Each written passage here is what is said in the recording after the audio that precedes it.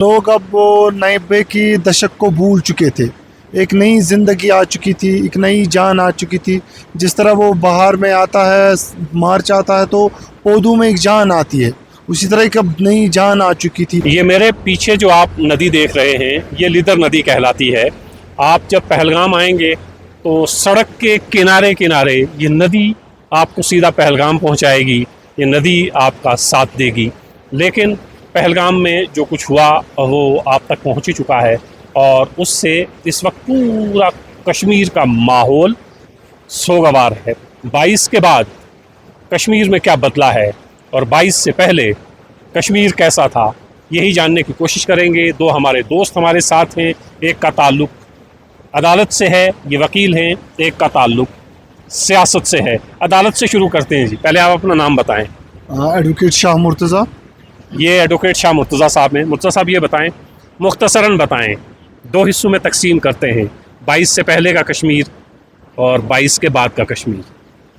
बहुत सारी चीज़ें बदल गई, बहुत सारी अच्छी चीज़ें हुए, बहुत सारी चीज़ें अच्छी नहीं हुई। लेकिन जो चीज़ें अब अच्छी हुई थी उनमें से सबसे ज़्यादा ये था कि टूरिस्ट फ्लो बढ़ चुका था जी। लोग अब वो 90 की दशक को भूल चुके थे।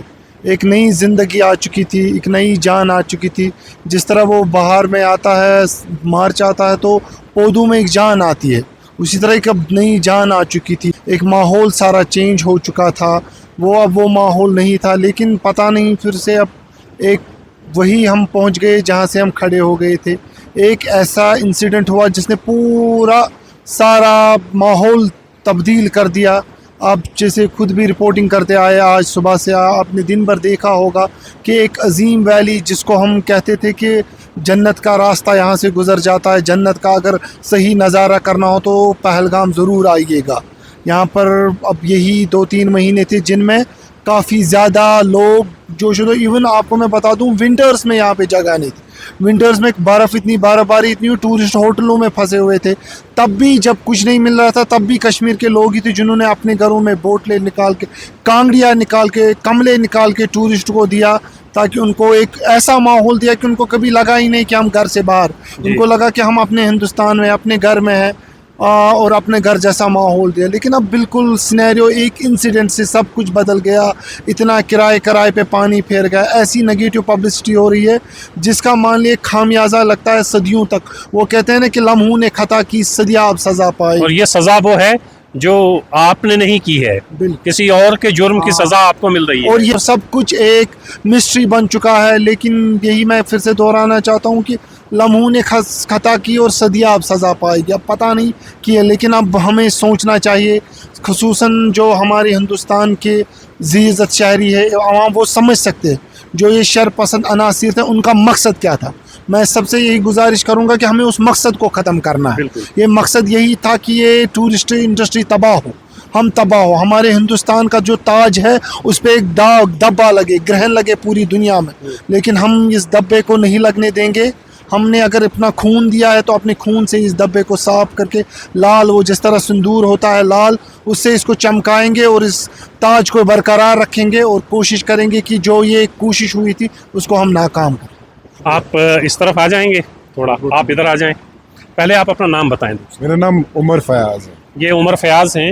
ये यहाँ कश्मीर में कांग्रेस से वाबस्ता हैं, ठीक है जी। लेकिन इस वक्त हम कोई सियासी बात नहीं करेंगे और ये वक्त भी नहीं है। उमर साहब, ये बताइएगा, 22 तारीख को जो कुछ होता है, जैसे वकील साहब ने कहा, लम्हों ने ख़ता की थी, सदियों ने सज़ा पाई। अब 22 को जो कुछ हो गया, उसके बाद क्या महसूस कर रहे हैं आप? कश्मीर पटरी पे लौटेगा और इस दाग को आप कैसे साफ़ करेंगे? लग तो गया ना दामन पे। देखिए, 22 का जो दाग है वो आदिल साहब, जो शहीद आदिल है, उसने वो उसी टाइम पे दाग साफ़ किया है।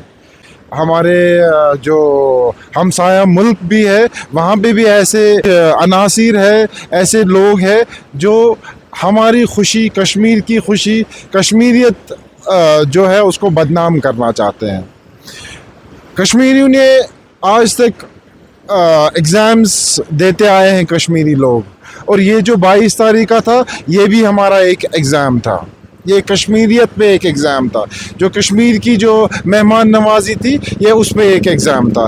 ہم نے یہ ایگزام بھی پاس کر لیا، اور جو ایسے عناصر ہیں جو ہندو مسلم کرنا چاہتے تھے ہندو یہاں پہ بھی، اور جو کشمیر کو فائنینشلی بینکرپٹ کرنا چاہتے ہیں، ان پہ بھی وہ بائیں ہاتھ سے وہ تھپڑ مارا گیا. مطلب ایک طرف جو ہندو مسلمان کرنا چاہ رہے ہیں ان کو بھی یہاں سے ایک پیغام ملا ہے، اور دوسری طرف ہمارا دشمن ملک جو کئی سالوں سے یہ کوششیں کرتا رہا ہے ہمارے اس خطے کو ڈسٹرب کرنے کی، ان کو بھی یہاں سے ایک پیغام ملا ہے.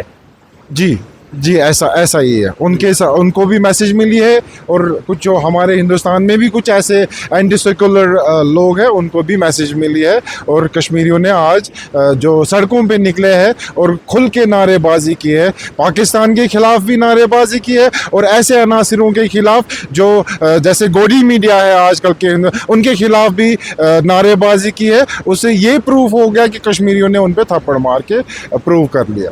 کشمیریوں کے ہاتھ میں ترنگا اور یہ نعرہ دہشت گردی نہیں چلے گی. ترنگا کشمیریوں کے ہاتھ میں تھا، اور وہ لوگ، وہ گودی میڈیا جو اس سے پہلے کشمیر کی ایک دوسری چھوی دکھانا چاہتی ہے، اس کے منہ پر بھی تماچا تھا. اور جب کشمیریوں نے ایک زبان ہو کر یہ کہا دہشت گردی نہیں چلے گی، تو یہ دہشت گردوں پہ اور اس ملک پہ بھی جو اس خطے کے امن کو برباد کرنا چاہتا ہے، دہشت پھیلاتا ہے، اس کے منہ پر بھی ایک زوردار تماچا تھا.